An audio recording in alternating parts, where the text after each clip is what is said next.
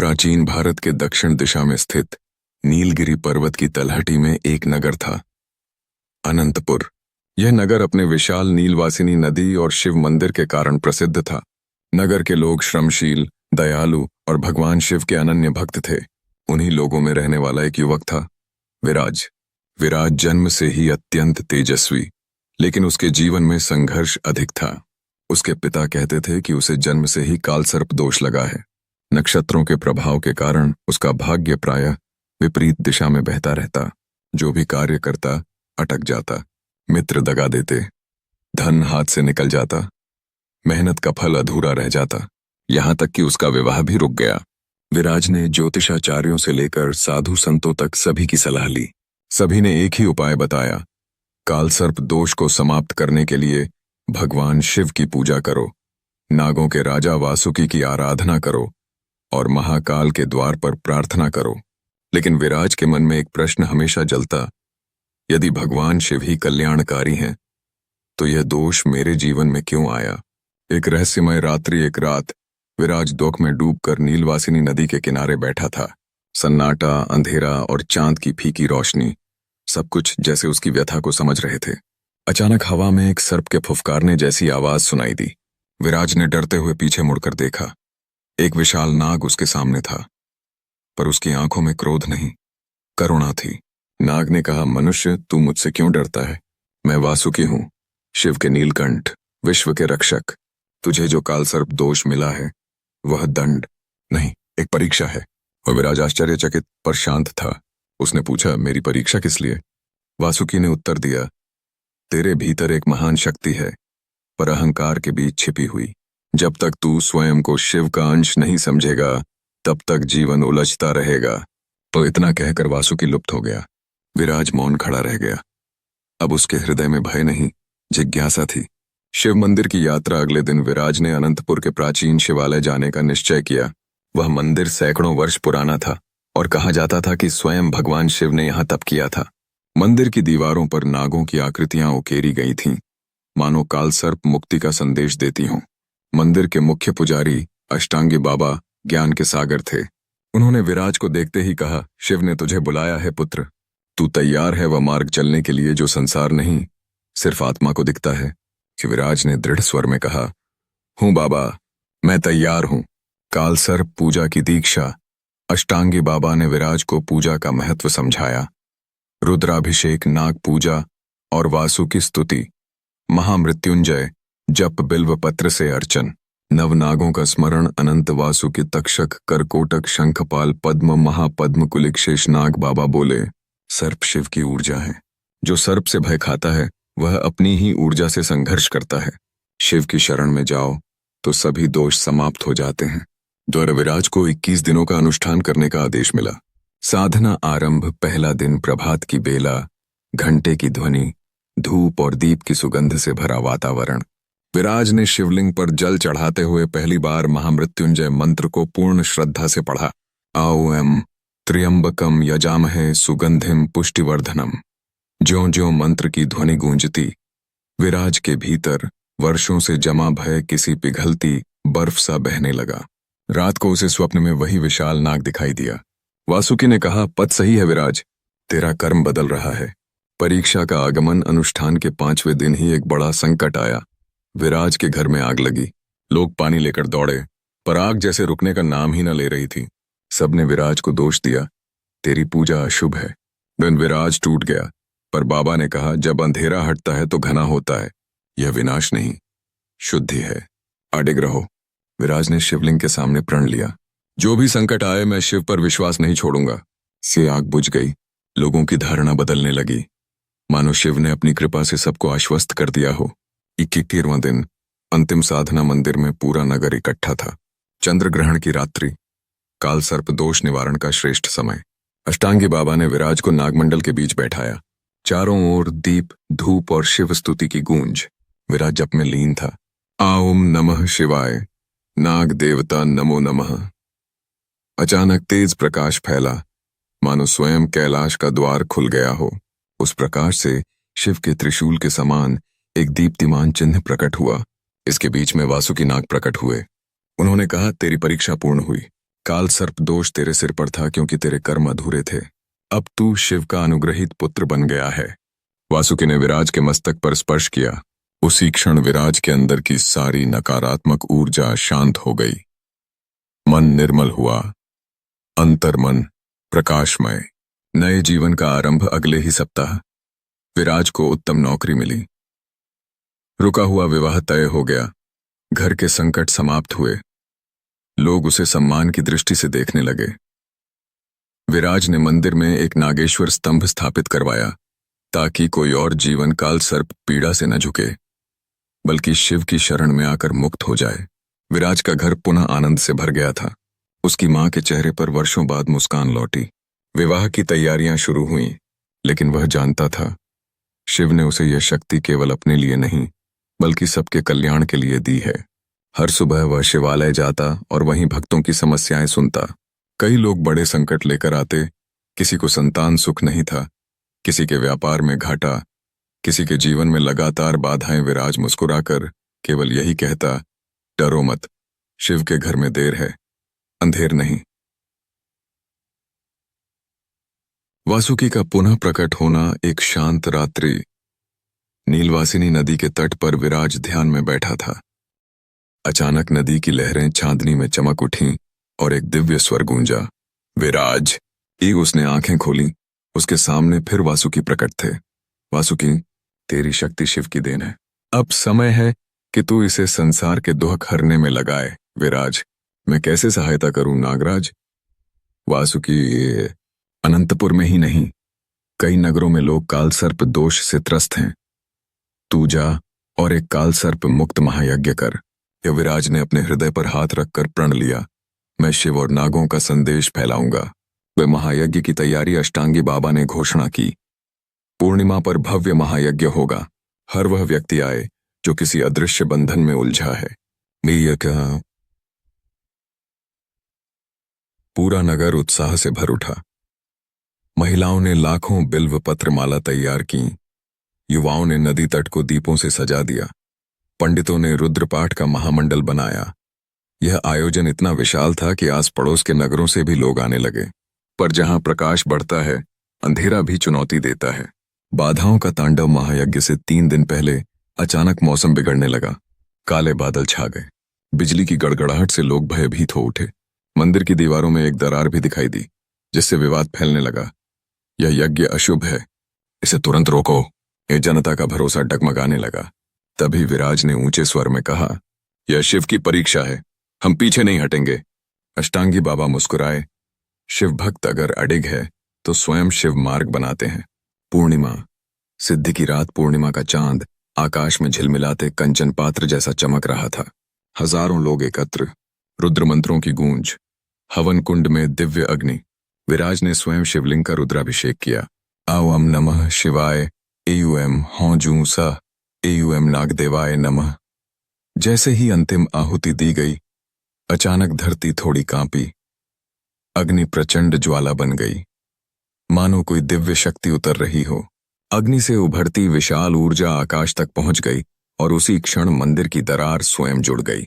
मेघ छूट गए और चांद की रोशनी चारों ओर बिखर गई। लोगों की आंखों में आंसू, हर हृदय में शिव का कंपन। महादेव, महादेव। दिव्य वरदान अग्नि से वासुकी और उनके साथ 8 अन्य नाग देवता प्रकट हुए। अनंत, तक्षक, करकोटक, कुलिक, शंखपाल, पद्म, महापद्म और शेषनाग। वासुकी ने घोषणा की, आज से जो भी इस शिवालय में श्रद्धा से नाग शिव पूजा करेगा, उसका काल सर्प दोष स्वयं समाप्त होगा। भीड़ जयकारों से गूंज उठी। हर हर महादेव, नागराज वासुकी की जय। उस क्षण विराज के चरणों पर अनेक लोग गिर पड़े, कहने लगे, तुमने हमें नया जीवन दिया। पर विराज ने सिर झुकाकर कहा, नहीं, मैंने केवल मार्ग दिखाया है। मुक्ति देने वाले तो केवल शिव हैं। शिव की नई आज्ञा रात्रि समाप्त होती ही विराज को बाबा ने बुलाया। पुत्र, शिव की इच्छा है तू अब समस्त भारत में जाकर लोगों को मुक्ति का मार्ग बताए। विराज ने हाथ जोड़कर प्रण किया, जहां जहां शिव भक्त पीड़ा में होंगे, वहीं वहीं मैं यह दीप जलाऊंगा। अष्टांगी बाबा ने विराज को गले लगाते हुए कहा, तू अब शिव का दूत है, संसार को मुक्त करने के लिए भेजा गया है। इन विराज ने घर वालों को प्रणाम किया और नर्मदा नदी के तट से अपनी यात्रा आरंभ की। हाथ में था केवल एक रुद्राक्ष माला, कुछ बिल्वपत्र और मन में शिव पर अटूट विश्वास। रास्ते भर वह हर नगर में नाग पूजन, महामृत्युंजय जप, रुद्राभिषेक करता और हर जगह लोगों के जीवन से पीड़ा हटती चली जाती। लेकिन उसकी यात्रा का वास्तविक उद्देश्य अभी आगे था। काशी, जहां मृत्यु भी शिव की शरण में होती है। शिव की नगरी काशी पहुंचते ही विराज ने महसूस किया, यह शहर भौतिक नहीं, आध्यात्मिक ऊर्जा पर टिका है। गंगा आरती की धुन, घंटों की झंकार और दीपों से जगमगाती रात। विराज मंत्रमुग्ध था। उसी समय एक बुजुर्ग पंडा उसके पास आया। तुम्हारी प्रतीक्षा तो स्वयं बाबा विश्वनाथ कर रहे हैं। विराज ने आश्चर्य से पूछा, आप मुझे पहचानते हैं? पंडा मुस्कुराया, मैं नहीं पहचानता, पर जिन्होंने तुम्हें भेजा है वो जानते हैं। संकटग्रस्त राजकुमारी काशी के राजमहल से दूत आया। राजकुमारी अमृता पर कालसर्प छाया का प्रकोप है। हमने अनेक उपाय किए, सब विफल।